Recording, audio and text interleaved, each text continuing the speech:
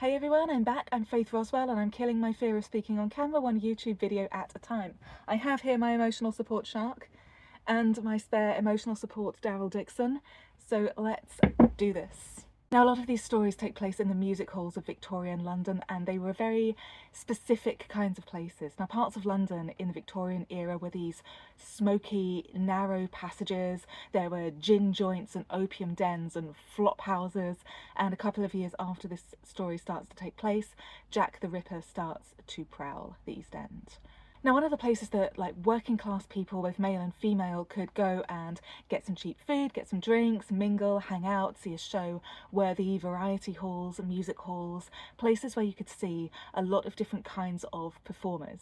There were, more respectable establishments, there were less respectable establishments, and depending on the place, you could see things like dancers, singers, comedians, even human freak shows. And these places were really, really, really popular. So in 1878, there were 78 large music halls. That's like 500 to 5,000 people just in London alone, and 300 or so smaller venues. These places were where you went. This is where you went to socialise.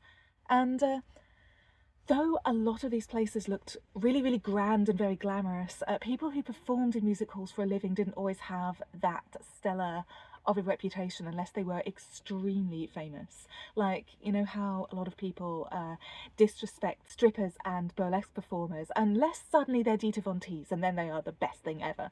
The double standard was real, even way back then. So when a music hall performer who was incredibly famous for lifting grown men above her head with one arm walked into a police station and said, "Something's terribly wrong," many of the police officers already knew her, and they had to sit up and pay attention. So this is the story of Vulcana, the Victorian strongwoman who helped solve a crime, married her brother, and died twice. Now, a lot of my research has come from a woman named Jane Hunt. Jane grew up hearing stories about her great-grandma Vulcana ever since she was a child, and she's done a lot of research into her family history, but there are gaps, and as there's someone in the story who's probably engineered a few details, changed a couple of bits, I'll let you know what really is true that we know for a fact and what, might be true. Now, on May the 6th, around 1874, a little girl was born in Abergavenny in Wales. She was named Miriam Williams and went by her middle name Kate because who the hell wouldn't? She had two parents. Her dad was a Baptist preacher and she did have some siblings. And the Victorians didn't really romanticize childhood the way that we seem to do now. Like, we have this idyllic idea of a few years with precisely zero worries. But in the Victorian era, that just wasn't really a thing, especially not for the working classes. You had kids down chimneys, you had 10-year-olds working in factories, and Kate herself worked in a tannery. And that's where you treat cowhides to make them into leather and then use them for clothes and things. That's a tannery. But there was something very, very traditionally childlike that Kate really loved, and that was climbing trees. And in interviews, she used to tell people how her older brother, who was 11 years older than her, was always along for the ride. He used to come and climb trees with her, and he was very into physical fitness, so he taught her how to become really strong, and oh my god, she became strong. So apparently, and this was reported in the paper, but apparently she helped to stop a runaway horse aged 13. Now, this horse was dragging a woman and a baby along behind it, and Kate wasn't that tall. Apparently she was only about 5'4", even as an adult, so even if she'd stopped growing by that point, 5'4" isn't that big. Now, Kate started developing her strength even more. She started going to the gym, and gyms were a thing in Victorian England. Like, there were specific women's gyms where they did specific women's exercises, sometimes in specific women's workout corsets, and being physically fit, health was almost like the new hot trend. Like, they had these outbreaks of diseases and illnesses, and it was like, oh, what if we were all a bit healthier? Maybe that might have something to do with it. So being physically fit started to be a good ideal, and people that were physically fit were almost like put on a pedestal of, look at this great specimen of the human body. Now, when Kate later did interviews, she would say how fortunate she was that the gym was in fact owned by her brother, whose name was William, and he performed as a strongman called Atlas. And then one day, in 1890, he was doing a show at a fete at the nearby town of Pontypool in Wales, and his existing strongwoman had to drop out. She wasn't very well. So he asked Kate Do you mind taking her place? Now, Kate was 15 at the time, but her show brought the house down. She was a big hit, and it was at that moment, she later said in interviews, she decided to go professional.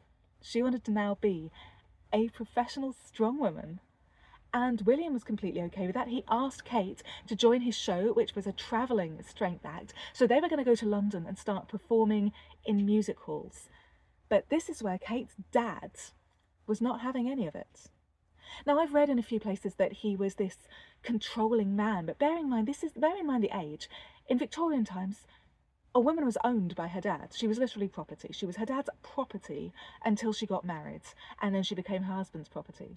So for a man to be okay with his daughter, going to the gym, even having this physique that wasn't considered the delicate ladylike flower that was more of the body type of that age, there must have been something about him that was open-minded and accepting of unconventional people. Maybe he was just controlling by our standards, and understandably so, really, that he doesn't want his daughter to go to perform in music halls in London, where now, as this is now 1892, we have got Jack the Ripper prowling the streets. And yes, he preyed on escorts, but a lot of chorus girls, a lot of people who worked in music halls and maybe weren't doing so well financially would often have, arrangements with the patrons. Maybe he just didn't want to take the risk. But Kate wasn't having any of that. And so she ran away with Atlas and his troupe. And that year, in November, she stood on the stage for the first time with a new name, Vulcana, the strongest lady living. So because we've got Kate Williams and we've got William, I'm going to use their stage names from now on. So we've got Vulcana performing in music halls as a double act with Atlas. And here is where the PR machine starts to get really, really interesting. Big muscles were not the fashion, not even on men. Big muscles were for men who worked in fields and got sweaty under the sun. They were for men that were dirty in mines swinging pickaxes. Even, especially on women, you wanted to be a delicate, dainty flower who could afford to stay inside all day and not, work outside and get a tan and get muscles. I speak from personal experience when I say that I used to be able to tight lace my waist down in a corset to 22 inches. Now I can barely get that at all. I've put on a large amount of muscle around my waist. It's just simply isn't squishy. So the idea of this physical fitness thing was still relatively new, and being as visibly muscular as Vulcana, she could easily have been marketed as a freak. And I mean that literally. She could have made a killing in sideshows and freak shows and roll up circus girl. But no. In 1894, these two were now calling their group the Atlas and Vulcana Group of Society Athletes. And by portraying themselves as this highly respectable peak of physical fitness with the names of gods, their show was something for people to marvel at instead of gawp. And in their show, obviously, they lifted heavy things. They also combined things with a bit of circus. Vulcana was able to juggle while holding a 56-pound dumbbell in each hand. And I just looked that up, and that's as much as about a husky in each hand, or a microwave. Okay, so she juggled with the equivalent of a husky in each hand, or a microwave. Her party trick was to lift a grown man above her head with one arm. The man usually weighed around 12 stone. I'll convert that here, British measurements, hey. So that is their show. But there was another potential scandal threatening to hit them that they needed to get out ahead of right away. And they were already on it. Now, Vulcana, being unmarried, could have lost a lot of social standing for being a performer travelling around in a variety show without a father or a husband to take care of her. So she could have been at risk from certain kinds of characters, even if she could punch them into next Tuesday. So it was very, very lucky for her that she'd been under the care of her brother this entire time. But Atlas wasn't her brother. He was her lover. His real name was William Hedley Roberts. He did own the gym that Vulcana started going to. That is how they met, and he did ask her to join his show as a performer, and she did, and the crowd loved her. That all is true, but he was not her brother. They did not grow up together. However, this is the story that they put out for Vulcana to remain some degree of respectable. So if being unmarried was such a big issue for Vulcana, which it absolutely would have been socially, why didn't the two of them just get married? Well, that's because Atlas was already married to an older woman called Alice, who was apparently old enough to be Vulcana's mum. Now, we don't know what the circumstances were here. They could have married for convenience. They could have been in love. They could have been an actual affair where, you know, hearts got broken. We don't know what exactly the situation was. But either way, divorce was absolutely not the done thing. He could not just divorce Alice and marry Vulcana without not only ruining his reputation, but ruining Alice's as well. You know, I never said this was fair. So this is when, right from the start, the two performers had billed themselves as brother and sister.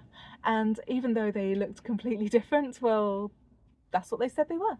So that's sometimes why the details are occasionally a bit fuzzy. A couple of dates have been changed, a couple of places have been changed, because, you know, Atlas occasionally needed to change a location or a date to make things fit. And he's the one that was doing all the publicity. So it does actually seem that they might have had some kind of friendship or agreement with Alice. I mean, for God's sake, this might even have been a really, really, really early open relationship. I don't know. We don't know. Nobody really knows what the situation was. But it does make me wonder what the marriage originally was like. Was it convenience? Because as Atlas and Vulcana started to have children around 1897, it seemed that the children lived with Alice and the children Alice already had with Atlas until they were old enough to join their parents on the road and become part of the show. So we don't actually know how many children they had together because the two families merged. Some say it was 6, others say it was 4. We know that one of the children, Mona, grew up and had a son, and that is Jane's father, Jane, who gave me a lot of the information from the website that she kept about Vulcana. So in Jane's family, there's this running joke where if a child's misbehaving and the parent says, "I can't take you to the best hotel in France with those manners," and it seems to have come from Vulcana speaking to Mona about her manners, because they really did go to France, and while they were there, Mona apparently got lost, and when the gendarmes asked her, you know, where are her parents, and she explains, "I can't find my dad," and with this language barrier, she tries to explain that he works as a weightlifter. So they went around looking for a lift waiter. You know, there's those old I can't remember what it's called, but you put the food in like a hole in the wall and you pull the thing and the food goes up to the dining room. That's what they thought he was. They thought he was a lift waiter and not a weightlifter. Vulcana did take Atlas's last name, which makes perfect sense as his fake sister, so she became Kate Roberts, and some sources do claim that they eventually did get married. I don't know how that worked. Maybe they just didn't look at the records too clearly, I'm not sure, but anyway, it's possible. So Jane's family says that Alice's side of the family absolutely loved Vulcana, and that the women became very good friends. So if the kids really did live with Alice, it made a perfect cover. Atlas has a lot of kids with his wife, they have this wonderful aunt, Vulcana. The kids don't grow up with the stigma of being bastards, according to, you know, Victorian convention. Alice doesn't lose her home in a divorce or scandal, and the show goes on. So I despise the expression "having it all," but it really does seem to apply to Vulcana. She had this support network, you know, when you're travelling all around, then your stage people are your family. So it does seem that she got on very well with them, and the older ones kind of took care of the younger ones. She had Atlas, who was in charge of publicity and clearly adored her. All of the publicity materials talk about her being a muse for the artists and the most beautiful woman on earth. She even had a best friend, a lesser-known music hall singer who was American and called Belle Elmore, and she'd moved to London in 1897.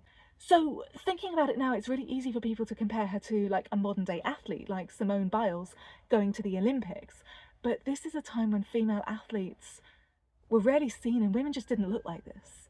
They weren't encouraged to look like this, and rich women were certainly not expected to look like this, and poor women didn't have the time to go to the gym.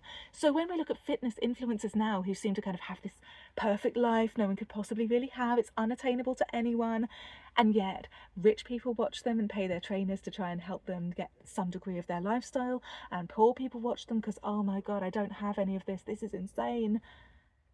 She actually has more in common with them in terms of how society might have seen her.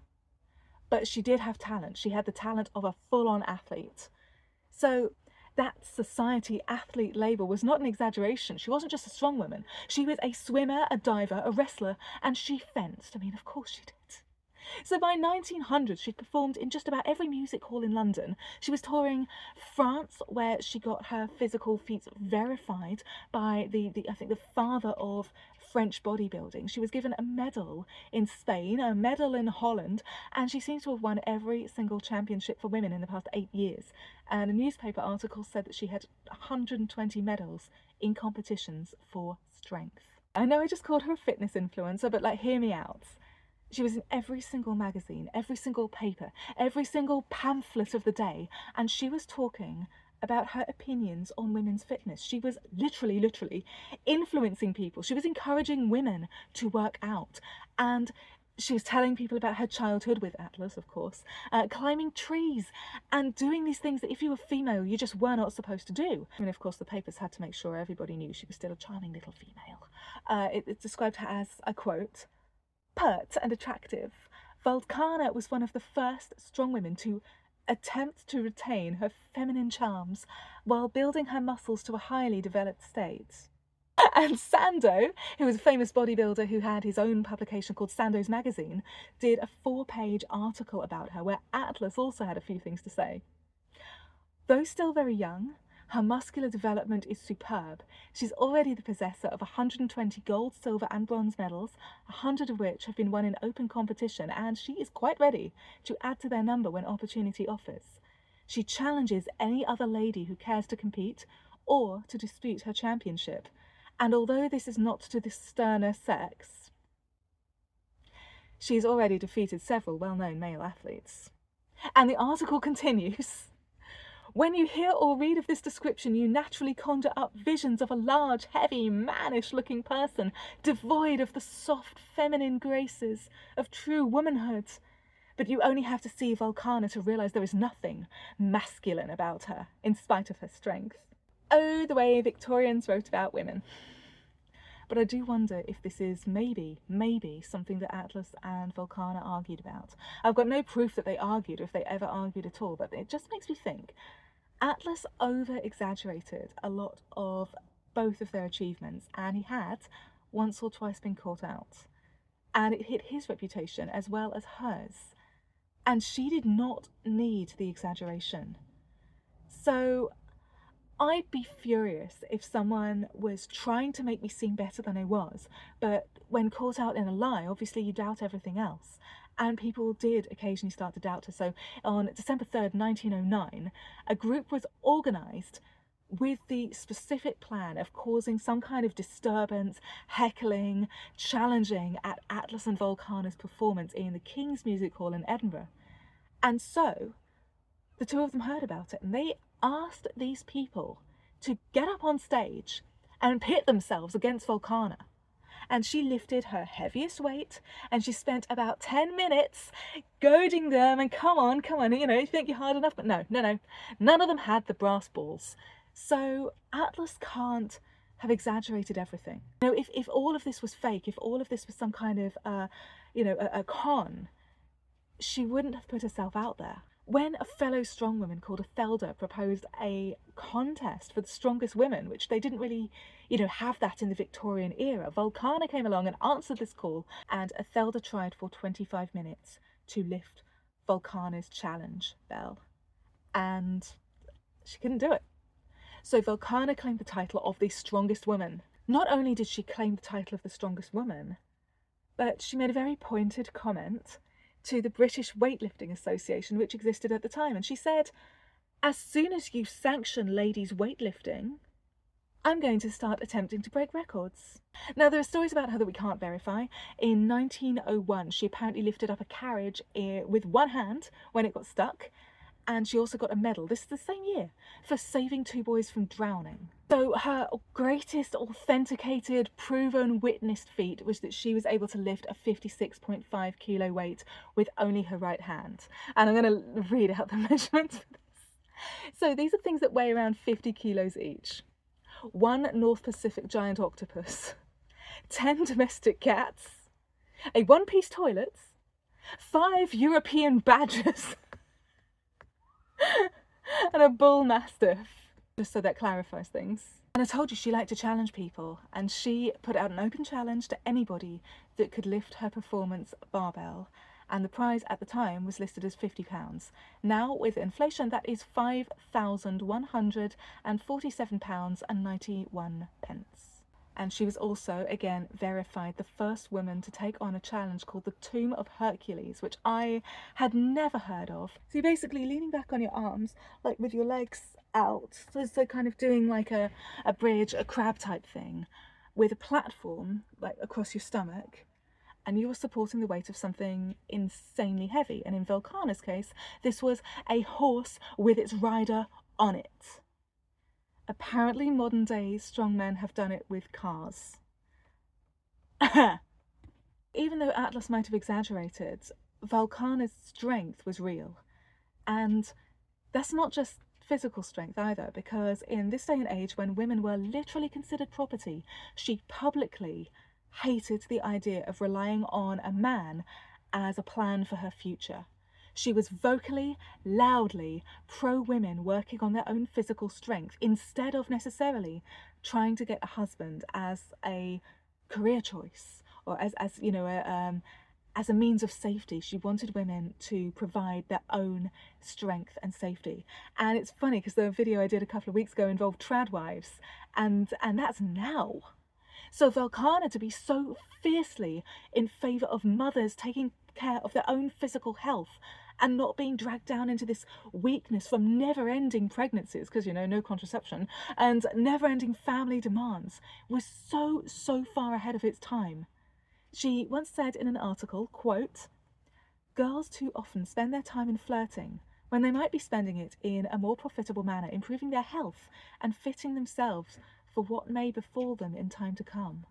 So it feels like Volcana was very aware that if something happened to Atlas, she was completely on her own as an unmarried woman, and maybe that scared her. Maybe in the back of her mind she was making plans to make sure that she had this future in her own right. And I think that's a very smart thing.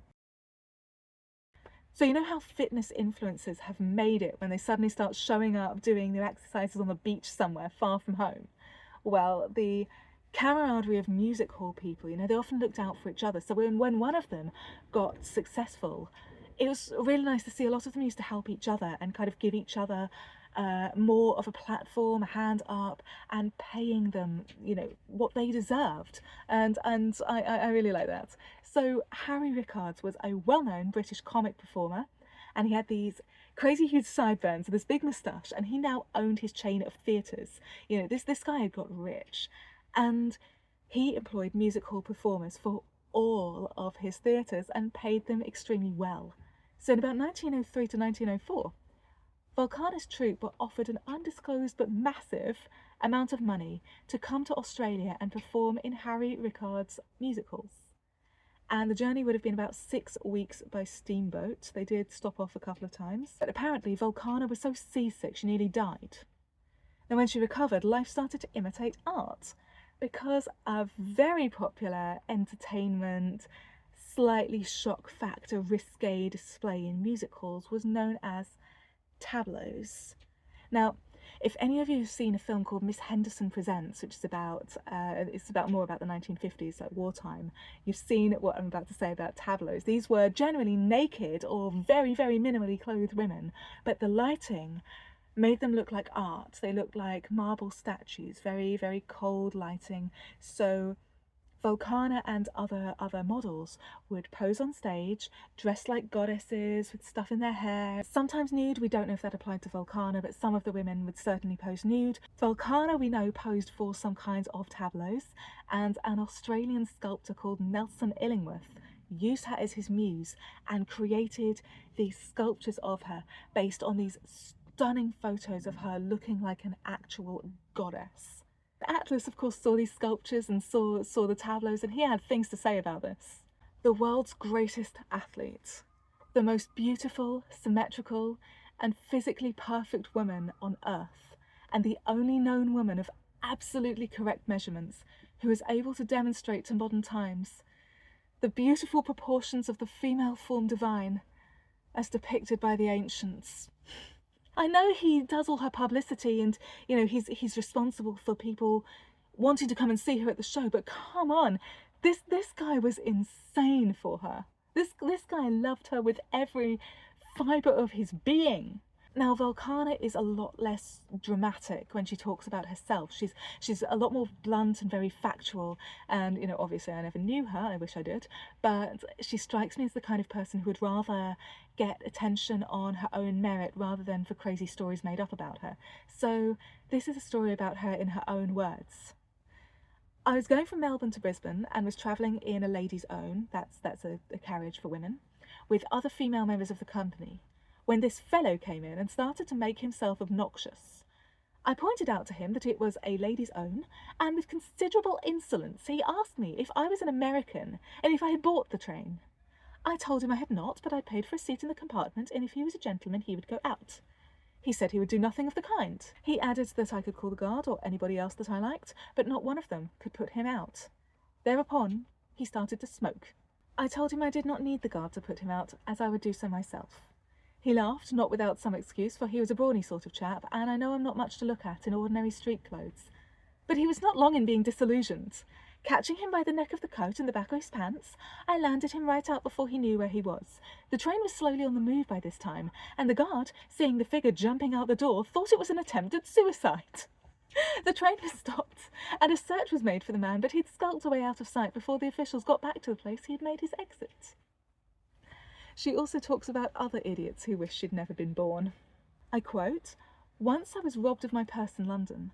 I was looking in a shop window when I saw in the glass the reflection of the movements of the man behind me, and these aroused my suspicions. Turning around, I caught the man with my purse in his hand. Snatching him by the hand, I gave him a twist that he won't forget in a hurry, and as I took the purse out of his hand, I remarked that I thought he'd made a mistake. He quite probably thought so too, but he didn't wait to explain. I had a somewhat similar experience in Birmingham. A man slipping my watch out of my waist while I was looking in a jeweller's window. I felt the movement and, turning round, said, 'Thank you,' giving him at the same time one on the jaw, straight from the shoulder. He went down like a ninepin. A policeman came up to find out the reason for the hubbub, and when he learned the man on the pavement had my watch in his hand, he promptly arrested him. She is a society athlete, has won medals in several countries. Her return to the UK was broadcast in the newspapers, and it is very, very likely that the police in the UK would not forget her in a hurry." In 1907, there was a music hall strike. People started to squeeze performers for absolutely everything that they could. So the smaller, less famous performers in music halls, like Volcana's friend Belle, were being squeezed. And managers were starting to advertise things like 10 shows for the price of 7, but, without compensating the performers for it. They were overworking the performers, cutting the pay, and so the more famous, more wealthy people that could afford to lose a little bit of income started to stick up for the less famous ones. They banded together as this community, and they had a strike.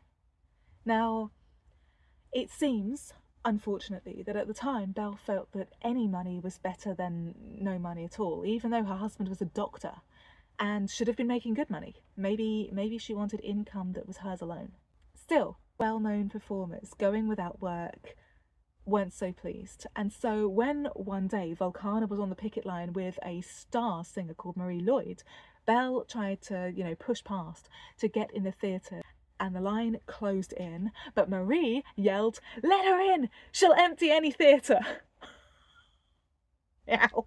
The strike did eventually end, and there was a minimum wage clarified and maximum working hours that performers could work. So after this, Belle did actually work her ass off for her other performers. She was involved in several music hall charities. She was also treasurer of the Music Hall Ladies Guild, where Volcana was the vice president. So as well as the two women meeting up, socially, probably running into each other in music halls, the two also saw each other at meetings.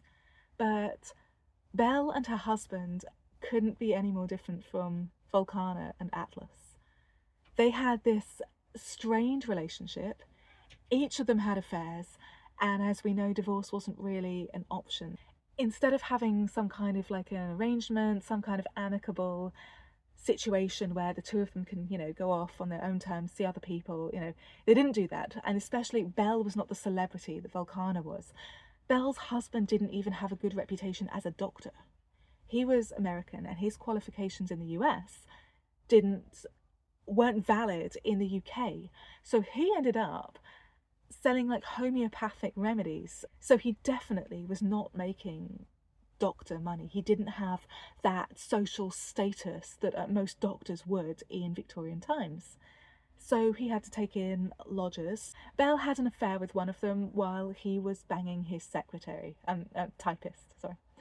It sounds like an incredibly awkward living situation for everyone, but still, on January 31st, 1910, the couple threw this party. It looks like Volcana and Atlas weren't actually there at the time, but after the party, Volcana, as vice president of, the Music Hall Ladies Guild, gets a very strange letter from Bell.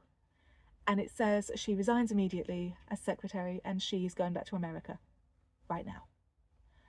And the guild don't believe this. This sounds really, really, really fishy and weird. And then Bell's husband moves his longtime mistress into their home and she starts wearing Bell's clothes out and about.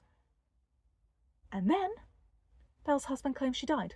She's gone to America and she's died. Well, why is she... What? Why? I don't know. But you're a doctor. Was she sick? Yes. Well, what was she sick with? Pneumonia. And Volcana raises the alarm. And the police were probably not really very interested in this disappearance of this, small-time failed music hall singer. But the person reporting her gone was a big deal, so they at least started to look into it. Because she raised the alarm, other music hall performers started to put pressure on the police, and one of them had actually gone to America and looked into this Belle Elmore. Did she die? Well, there's no record of her dying. So they came back and they put even more pressure on the police because they actually had a friend in the police force. So most music hall performers had some kind of stage name, and Belle was no exception. Her real name was Cora Crippen. She was married to Dr. Crippen. Full name, Dr. Hawley Harvey Crippen. The police did start to question him, and he said that she had run away with another music hall star, gone to America and died of pneumonia. And what he didn't know, and what his mistress, Ethel, didn't know, is that he'd told this story. The police believed him, but they didn't think they did, and so they went on the run. And now that they've gone on the run, the police start to hunt them down, because when they search the house, what they find under the basement is a human torso. So as this hunt is going on now, the two of them are on the run. They're trying to get to Canada, so they jump on a boat bound for Canada in disguise. Ethel is now dressed as a boy. So at the time, this new thing was being tested out. It's called wireless and transmitting radio waves. And the captain of the ship used the wireless to contact the London authorities, because even though Dr. Crippen was in disguise, and even though Ethel was dressed as a boy, he had recognised them, and he sent a telegraph to the London authorities and said, I think I've got them. I think they're on the ship. So the chief inspector, who is called Chief Inspector Dew from Scotland Yard, gets on another ship to Canada, overtakes them, dresses as a pilot, and then the captain says, would you like to meet some of the pilots on board? I don't know why. But Dr. Crippen says absolutely yes. And so Chief Inspector Dew steps forward, takes off his pilot's hat and says, good morning, Dr. Crippen. Do you know me? I'm Chief Inspector Dew from Scotland Yard. I am so sorry, but I just keep having visions of this guy practicing that line in his room his entire career. Like the equivalent of, my name is Inigo Montoya, you killed my father, prepare to die. And Dr. Crippen just pauses. And he says, thank God it's over. The suspense has been too great. I couldn't stand it any longer. He held out his wrists to be handcuffed. And Dr. Crippen was tried and executed for murder. Now, I had a very lucky escape from someone who was evil enough to have his own Netflix documentary. But luckily for me, I never actually met him in person. But Volcana almost certainly met her friend's husband. She might have visited his house, she might have been fed by him, given tea by him, seen him in the music hall, made small talk, made long talk, had some kind of conversation and interaction. I can't even imagine what that knowledge does to someone, especially because he mutilated her too, he chopped her up. And Dr. Crippen showed no remorse at all. And this being so close to home must have really freaked out Volcana.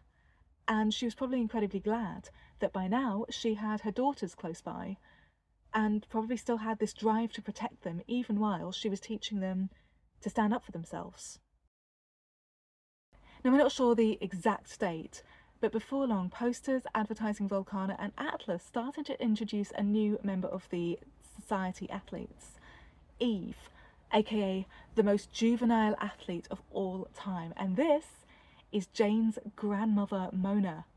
And other posters later started to advertise the comedian Nora, another of Volcana and Atlas's children, and Nora went on to become a film actress. So it's pretty obvious that Volcana was ready to support her children if, they wanted to break the conventions, and she wasn't afraid to be really unpopular in interviews. And she used these interviews she did to speak directly to mothers, asking them to please let your children wear sensible clothing. Let your children exercise, and please, for the love of all that is holy, let your children climb trees. So historians and fashion experts have been really, really clear that corsets were not generally these torture devices that get shown, like in Pirates of the Caribbean. And yes, there were men's corsets too. For a woman like Volcana, it must have really irritated her at the absolute least that women were just expected to wear these things that did restrict movement to a degree. And so she spoke directly to women in interviews. Run, swim, box, cast off your corsets. Let yourself take in those deep breaths. The wearing of stays restricts the expansion of the body and does harm. What I say is, it's an advantage to leave them off sometimes and teach the spine to support itself, allowing at the same time the other muscles to rely upon their inherent strength.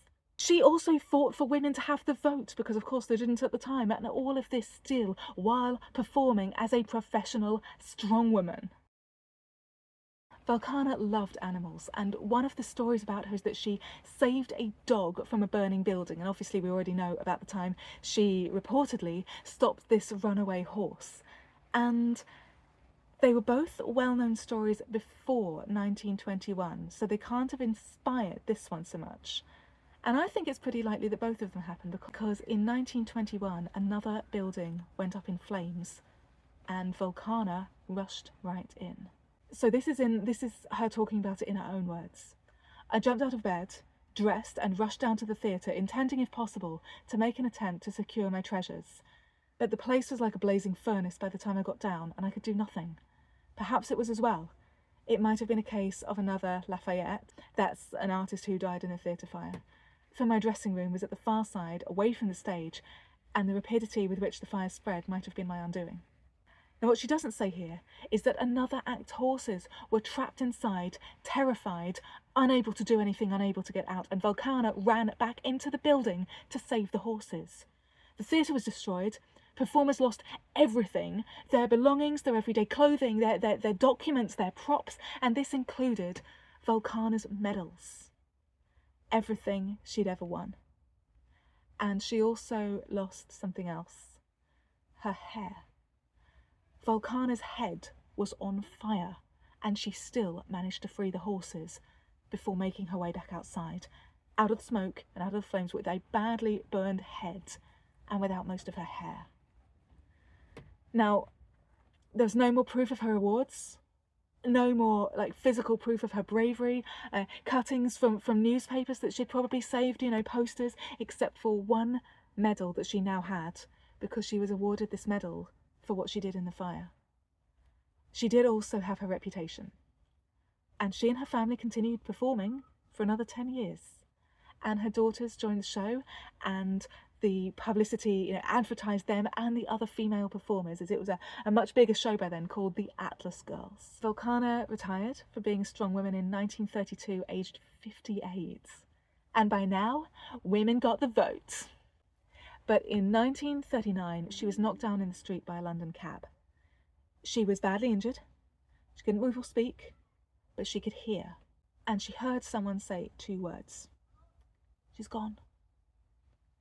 Volcana heard herself be pronounced dead. The family say that it was only when a mortuary assistant saw a tear running down the side of her face, long after the body should have stopped producing tears, that they realised that she was still alive.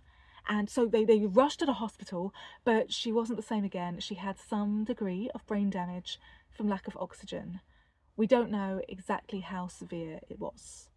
But what we do know is that Atlas cared for Volcana right up until the day he died on May 13th, 1946. He was aged 83. And just a few weeks later, on August 8th, Volcano died too. And both of them are buried in a variety artist's grave with the other variety artists that had this community spirit and this camaraderie together. And both together as well, in Streatham Park Cemetery in London. And the Volcano Women's Circus in Australia, which is named after her, is still running today. Have you ever had just some people in history that you just wish you could have met? That even just to shake their hand, you just wish that your paths had crossed with theirs just once? And she's definitely now one of mine. So I really want to just publicly thank Jane, because without her research, there's a lot of especially the family anecdotes. That's incredible that this information was still kept over the years, these little family sayings. I'm going to link my sources down here in the comments, but tell me what you think. And also I want to know what you want me to cover next. I'm going to continue with badass women. I'm going to continue with social cultural commentary. I do want to continue my series about lies that we still believe today. And as I also teach a degree of self-defense, I want to start looking into some of the insane crime cases that really can teach us something. So let me know what you think. Thanks so much for watching. I still have no idea how to finish a video.